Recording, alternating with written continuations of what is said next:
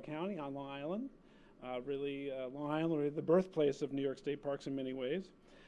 It's great to see so many partners celebrating this great new facility that you're all enjoying this afternoon. I'm pleased that we are joined by members of our Long Island State Park Commission. Also, I want to thank our state park staff for helping us today. And then we have a number of great contractors. A project always goes better when you have great contractors. And our construction team, our construction managers at Elite, Fortunato Construction, project designers H2M, consulting firms of Stantec, LKB, and Cashin, plus our concept design for the exhibits. I hope you'll enjoy are from MOE. Representatives from all of them today. Thank you very much for your great work on this project. For this particular project, we are very grateful for our partnership with the Living with the Bay initiative. This actually comes out of the Governor's Office of Storm Recovery under the Housing and Community Renewal Commissioner, Ruth Ann Visnauskas. I was here with us today, and you'll hear from her a little bit later. And then I get the great honor of recognizing the electeds who are here with us today. I want to recognize, obviously, you'll hear from County Executive Laura Curran, and you'll hear from Adrian Esposito from Citizens Campaign for the Environment, and Ruth Ann, my fellow commissioner. We're also here, want to recognize Senator Kaminsky, great friend. I think his district starts right at that shoreline. Senator Gorin here today, nice to see you. Assembly Member Judy Griffin, nice to see you. Taylor Darling, who I just met earlier, Assemblywoman Taylor Darling. Assembly Member Gina Saliti, there we go. Assembly Member Kimberly Jean-Pierre. Assembly Member Steve Engelbrecht, my old friend. Mayor Waylon Hobbs from the Village of Hempstead, nice to see you. Matt Cohen, President and CEO of the Long Island Association, in the back. Hi, Matt, nice to see you. And Maddie Arasich, President of the Building and Construction Trades Council of Nassau and Suffolk Counties. Thank you for coming out today. This was a union job. I'm very happy to have had the unions in here as we did this. So I think that's the dignitaries. For me, I just want to say, I think this is the first time I have the honor of introducing Governor Kathy Hochul.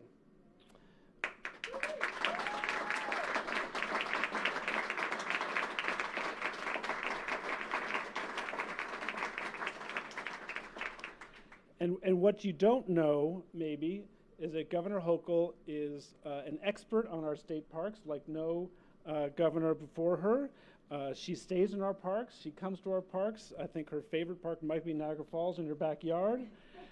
She is, and I love that fact. She relates Ida to Niagara Falls because that's one of our great parks.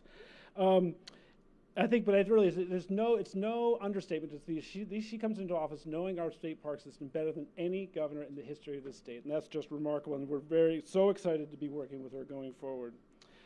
And then I'm proud here to be part of. We're a small part, but to be part here of the state's recognition of Climate Week. And I think we're going to hear about this. And with really no further ado, let me welcome Governor Kathy Hochul of the great state of New York.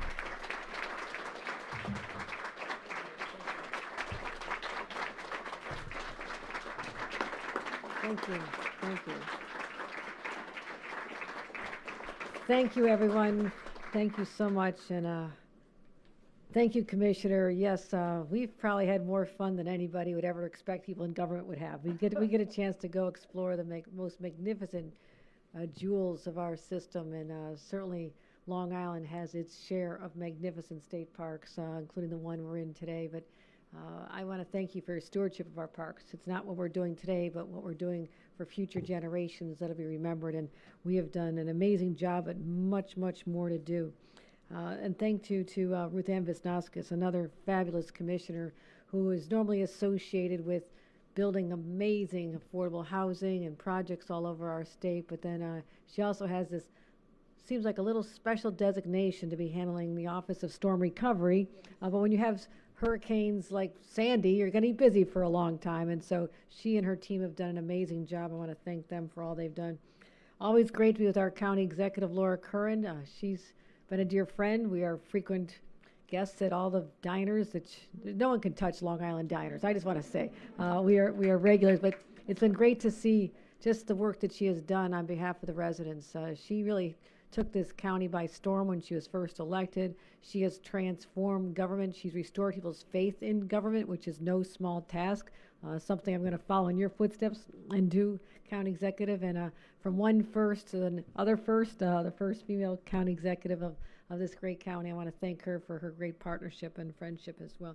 Adrienne Esposito, we've worked together for a long time.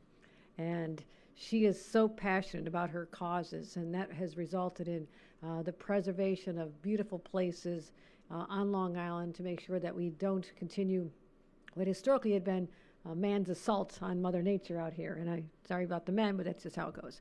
But so thank you, Adrienne, for everything you've done to protect our environment. And to all of our elected officials who's been named, I consider you my friends. We've been on a lot of journeys together, and your voices, not just here, but in our state capitol, are loud. We know that you are champions for your districts and the people you represent, and it's just a privilege to work with our assembly members and senators who are recognized here today, as well as our local government officials, who I never want to forget either. So thank you, mayors, for being here as well. I just have a few remarks. Happy Climate Week. It is Climate Week. Let's have a round of applause for Climate Week. I am celebrating Climate Week like no other. I'm here on this beautiful space. I was on the rooftop of the Javits Center, which is one of the largest urban farms in America, on a green roof, and just incredible what they've done there. And I'll be up in the North Country Adirondacks tomorrow, making more announcements there. And I was in Niagara Falls yesterday, now that I think about it, at one of the largest, the facility that generates 25% of the power for the state, the Niagara Power Authority. So I'm taking advantage of this.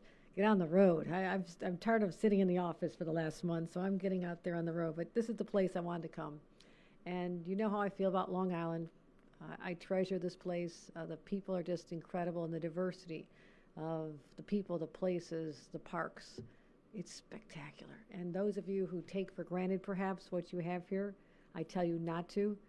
Go elsewhere and also listen to what people say when they do come here and when they make their first impression. So you think about all the economic development that's going on here, the Nassau hub, what we've done in Baldwin, working with our DRI, and a lot of the economic development, restoring our downtowns, bringing them back. Our sports team, let's go Islanders, let's keep it going. Let's go. We're excited about a new season there, a new season for the Islanders in a new venue. It's going to be great. And also, the way you protect your natural resources, you take this seriously. You make sure that we're doing everything in our power to protect the natural beauty of this magnificent part of our state. So climate change is something we all take seriously here. You know, you don't have to get through a hurricane, Sandy, a number of years ago, 9 years ago, I think, but even just for Hurricane Henri, I was literally on Long Island, and we were told it was going to have the same effect as Sandy. I was on Long Island beaches telling people, go home, don't be out here, this is dangerous. Literally, I think it was maybe the 22nd or so of August. And we got that hit, but then literally days later, we got walloped with Ida. And I was at the Great Neck Station to see the ravages of that storm and what it did to the Long Island Railroad, and see how people's lives were so disruptive, and the damage was just incredible from Long Island all the way through Queens, where I just saw the places where people literally were drowned in their own homes.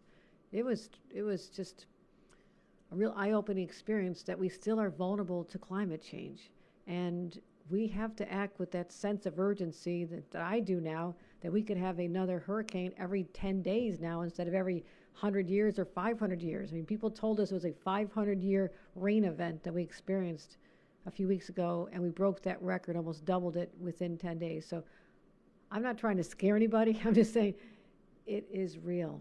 It is real. And I am so proud that our state is taking major, major steps to build our resiliency. And that's something we know all about. And I'm really proud that the areas that were built back after Sandy were the ones that were able to withstand the forces of this hurricane. We got that test. We were tested, and we passed that test with flying colors. But also point out the places that remain vulnerable, the places that did not have that resiliency built into it. So what we did with Sandy, and most of you know this, we spent $1.2 billion to directly help 10,000 homeowners, and also to build resiliency. $239 million for 100 community reconstruction projects. I was with a lot of you in Valley Stream when we completed a storm protection project to help South Shore homes there. We worked on the historic Bay Park conveyance project. Last April, we broke ground on that to redirect treated wastewater from the plant in East Rockaway and help the Western Shore. And as we said, we've invested a lot of money in our parks, like Jones Beach and Robert Moses, and here as well. And we also completed the final 10-mile stretch of the Ocean Parkway Coastal Greenway, which I've ridden on. It's kind of windy and cold that day, but didn't matter to me. I'm from Buffalo, I can handle it. And also, we're leading the nation in our offshore wind generation, and we're starting that project, and I'm very excited about that. And we'll be able to help achieve our 70% zero-emission electricity by 2030 and 100% zero-emission electricity by 2040. So this is good for the environment, but I love the jobs that are coming out of our green energy future. And for us to be able to realize now there's a lot of young people in marginalized communities who don't think they have an opportunity to lift themselves out of their circumstances. And if we can connect them, Maddie, we talk about this, how we connect them to the training and the skills for the jobs that are going to be just waiting to be filled. That is how we solve a lot of societal problems, but also take care of the needs of the future and protecting our environment.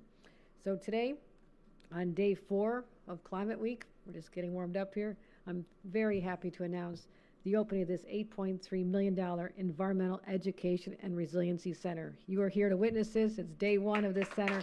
What an extraordinary accomplishment.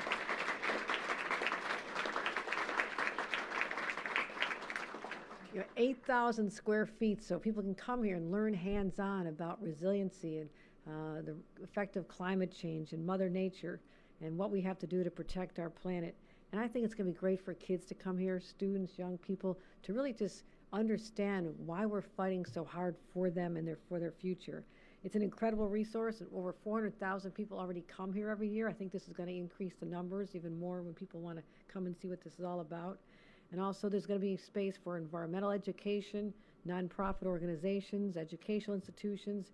The Nassau County Law Enforcement Explorer Program is going to be operating out of here to use the Center for Community Outreach and combating gang violence and positively engaging young people as well. So this is also going to be a command post for our responses. Hopefully there aren't too many more, but our local disaster response can be coordinated right from here. So this is all part of our $35 million park-wide project from the Office of Storm Recovery to increase resiliency, including reducing flood risk and improving water quality and habitat restoration. And we do want to thank the Department of Housing and Urban Renewal for the partnership there. So as I said, we're not just going to wait around for the next storm. We're taking action.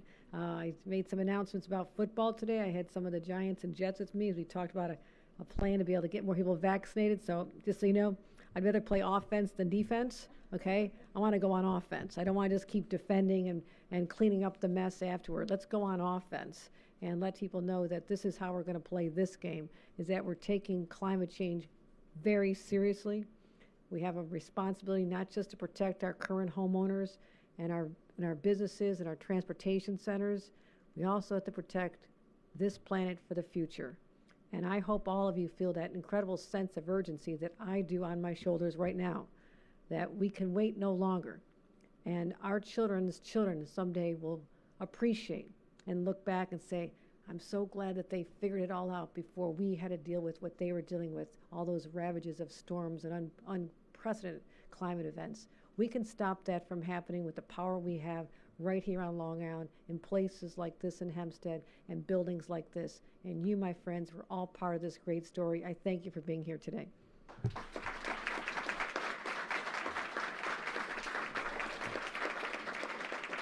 And with that, I want to introduce our great, amazing superstar county executive, Laura Curran.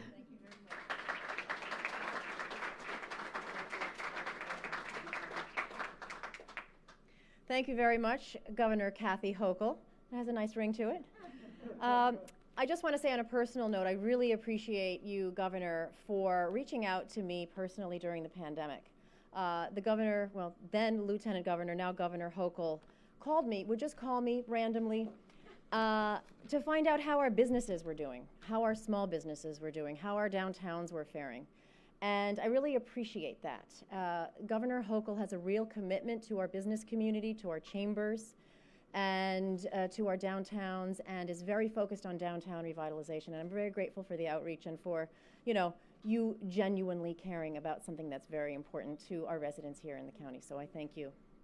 And when we talk about resilient, walkable downtowns, transit-oriented development, small business, et cetera, that's very good for the environment. It reduces the carbon footprint, it reduces the reliance on cars, and as we know, we are a car culture here on Long Island, so it takes some finessing to persuade people to perhaps ditch the car, take the bike, take a walk, take the bus, whatever it may be. And so it is day 4 of Climate Week, as the governor said. And people can argue about whether climate change is real or not real, but I can tell you the climate is changing on Long Island. I was just up in Manor Haven with Assemblywoman Saliti, where there were mudslides. That doesn't happen in Nassau County. We met a man named Michael whose basement was encased with mud, just came down the hill right into his basement.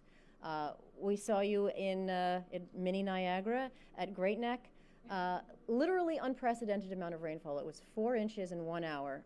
3 inches in 1 hour, but that's more than has ever been recorded in 1 hour since we started keeping records in 1941. So what can we do? What can we do to mitigate this? Senator Kaminsky suggested very wisely that Nassau County sign on to New York State's Climate Smart Communities with its ambitious goals for solar, for EV charging, for looking at our fleet that we have in Nassau County. So we're getting going on that. And we have a very strong partnership with New York State, which is incredibly important. Cleaning out the Western Bays, the Bay Park Conveyance Project, good labor, union labor job opportunities with wind solar and other green jobs that we're very bullish. And we want to get these jobs here in Nassau County. And also improvements right here that are ongoing, a years-long project that's set to end by the end of next year right here at Hempstead Lake Park. This park I love. I don't live very far. I ride my bike. I ride around the lake. It's just a gorgeous place. And it's right in the nexus of so many different communities all around. And I know that people from all over here use this. And I think it's great that this center is right here in this very strategic location to inform, to educate, to get the community engaged, to get the community to come together. And it's also the place where our explorers will be. And we have some right here. And we want to make sure that we're drawing from the communities around here, Hempstead, Rockville Center, Baldwin. We're seeing our Explorers program really taking off. It's majority minority, young people, getting them involved with the law enforcement world. It's a great thing, great way to increase diversity in our police department, which is something that we're striving to do. So this place does many things. And I'm really happy that we're all here for the very first day. I'm looking forward to coming back. And I'm looking forward to seeing much more of you, Governor. Thank you very much.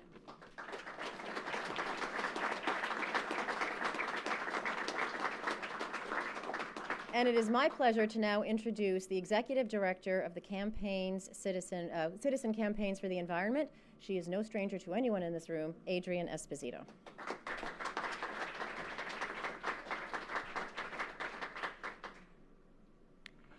Good afternoon, everyone. Welcome to Climate Week. We're celebrating Climate Week, but I'm living for a day where we don't have to recognize Climate Week because we've won the battle. And that battle is only going to be won with political leadership like Governor Hochul is showing us in her first 9 months of work here as governor in the great state of New York. So thank you very much, Governor. It's appreciated and needed. We love Hempstead Park. Hempstead Park is over 500 acres. It attracts bird lovers. It attracts bikers, equestrians, runners, families who come here just to picnic, nature lovers who come here to be in nature. And as the county executive said, there's a diversity of constituents who love this park. So preserving it and protecting it and restoring it is utmost of importance to Nassau County residents. Look, there's 2 things Long Island needs in order to be a sustainable island: clean water and resilience against climate change impacts. This project accomplishes both of those goals. It's not only about building this beautiful educational center that will be well used and well attended, but there's other aspects to this project.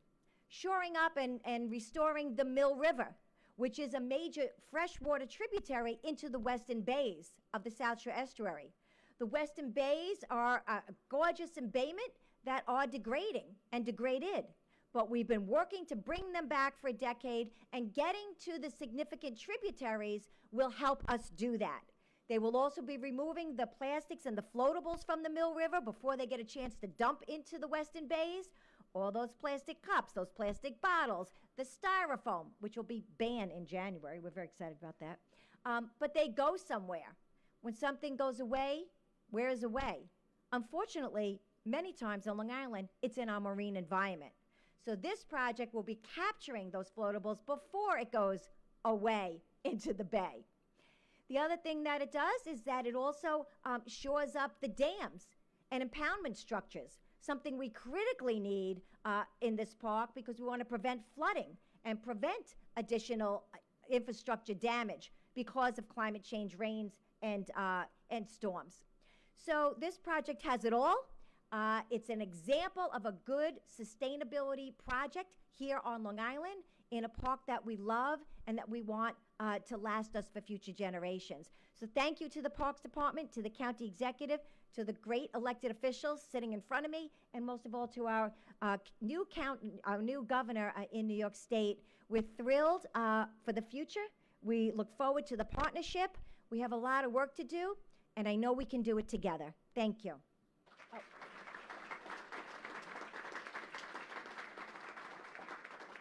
And last but absolutely not least, I'd like to introduce our Commissioner Ruth Ann Wisnauskas.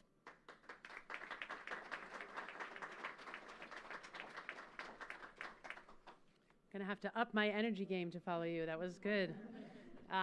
Good afternoon. It is really my honor to be able to join everyone for the opening of this really incredibly beautiful education center. It's really wonderful for me to be able to spend some time with Governor Hochul, with the county executive, with my partner in crime, Commissioner Kulisade, and I'm just really delighted to be here. I would give a quick shout out to Paul Lazito from my team who is here.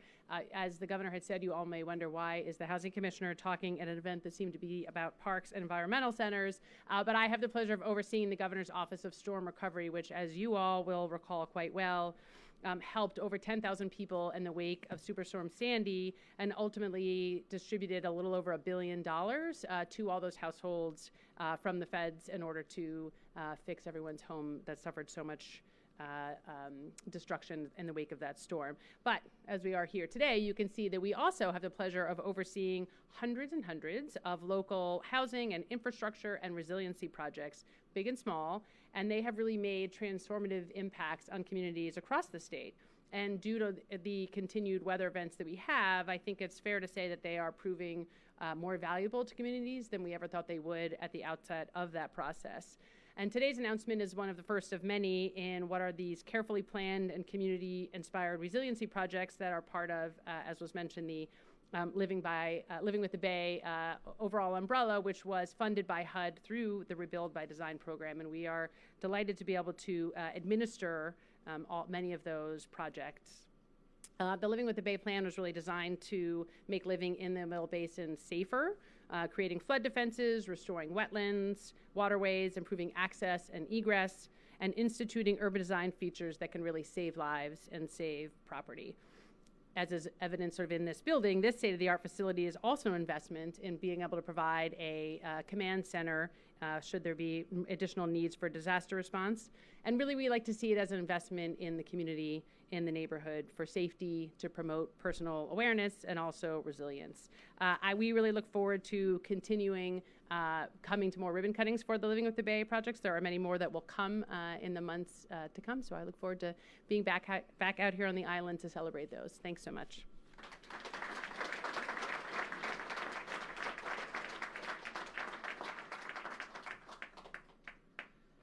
So that concludes our program. Thank you. I hope you'll all come back and enjoy this building. It's really a fabulous set of exhibits. But right now, I think we're going to adjourn and do a ribbon cutting, and hope the governor will join us to do that. Here come the big scissors.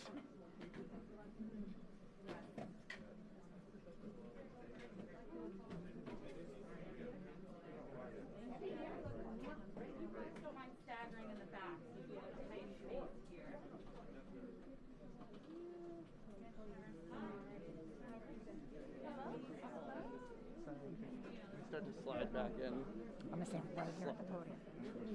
Nobody's looking at the podium anymore, though.